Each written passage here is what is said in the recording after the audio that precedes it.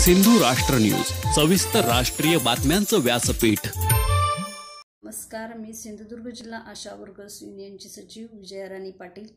24 September रोजी सिटूच्या राज्य व राष्ट्रीय कमिटीच्या आदेशानुसार एक दिवसीय संप पुकारलेला होता। त्या संपामध्ये अंगणवाडी कर्मचारी, शालेय पोषण आहार, आशा वर्कर्स इत्यादी सहभागी झालेल्या होत्या। सिंधुदुर्ग जिल्ह्यातील 800 आशा व गटप्रवर्तक या संपामध्ये सहभागी झालेल्या होत्या।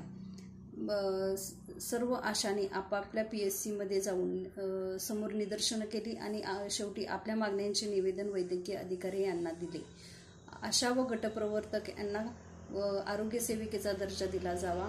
आशांना किमान 18,000 रुपये व गटप्रवर्तकांना किमान 22,000 रुपये किमान कायद्यानुसार वेतन लागू करा। रजा, पेन्शन, प्रॉव्हिडंट फंड इत्यादी सामाजिक लाभ सुरू करा इत्यादी मागण्यासाठी हा एक दिवसीय संप पुकारलेला होता।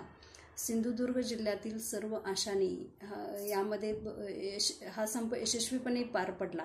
त्याबद्दल मी सिंधुदुर्ग जिल्हा आशा वर्कर्स युनियनच्या वतीनं त्यांचं अभिनंदन करते आणि आभारही मानते। इन्क्लाब जिंदाबाद, CITU जिंदाबाद। सिंधू राष्ट्र न्यूज, सविस्तर राष्ट्रीय बातम्यांचं व्यासपीठ।